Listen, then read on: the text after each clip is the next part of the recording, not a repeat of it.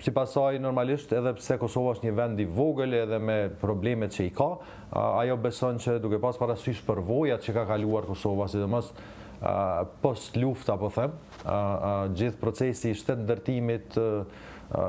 themelimi institucioneve që nga fillimi pas luftës së tutje, demokracia, gjithçka tjetër çfarë ka ndodhur në këto 26 vjet në Kosovë,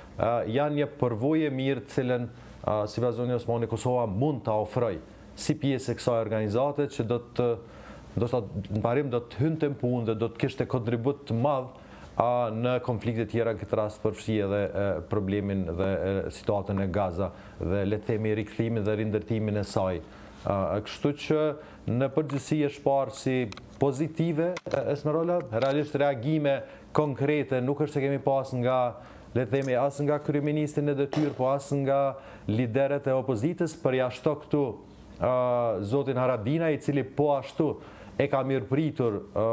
shumë këtë ftesë, duke e parë bile si një dritë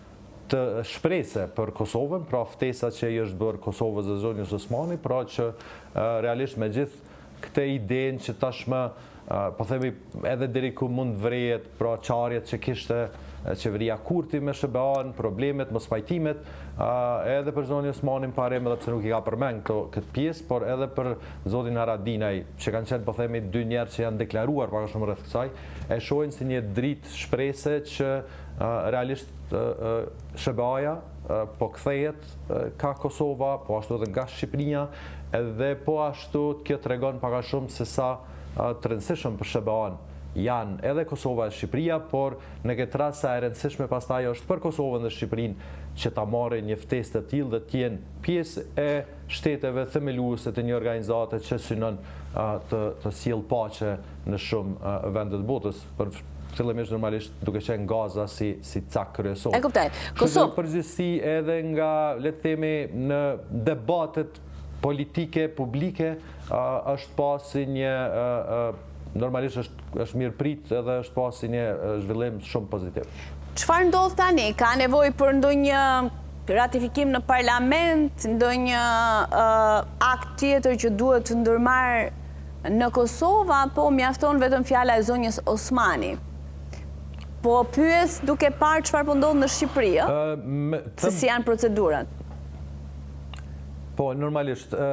po, e kuptoj. E para punës, Esmeralda nuk mund të them me siguri se në rastet të tilla do duhet kishte ndonjë aprovim të parlamentit. Po flas pak a shumë edhe për ndoshta raste të tjera, nëse jo të njëjta, por mund të kenë qenë të ngjashme.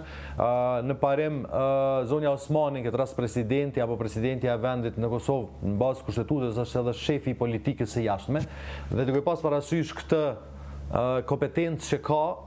besoj që në këtë rast nuk do I duhej një aprovim nga parlamenti edhe ashtu të cilin nuk e kemi ende, duke pas parasysh edhe çështja e rinumërimit dhe gjithë kjo manipulimi që po del në patash vetë sa po e vënon edhe më shumë konstituimin e më shumë të kuvendit, kështu që edhe po të ishte këtu mbetet të shihet, por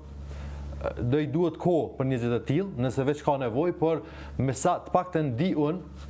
nuk besoj që ka nevojë për një gjë të tillë. Pra po them, duke pas parasysh që zonja Osmani, këtë rast presidenti I Kosovës, edhe në bazë të kushtetutës dhe kompetencave që ka, dhe në bazë të ligjit për presidentin, pra shefi I politikës së jashtme, dhe në këtë rast nuk I duhet patjetër një aprovim ose miratim në kuvend. Normalisht që për zonjën Osmani është e mirëpritur fakti që le të themi qoftë pushteti ose edhe opozita të kenë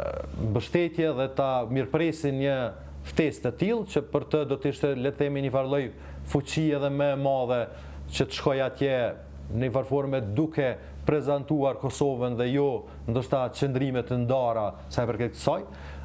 Por për ndryshe nuk besoj që do I duhet një gjë e tillë. Zonja Osmani dje e ka bërë të dirë që e ka pranuar me kënaqësi këtë ftesë, duke mos e thënë asnjë moment se do I duhet ndonjë aprovim nga dikush tjetër. Kështu që unë besoj që nuk ka nevojë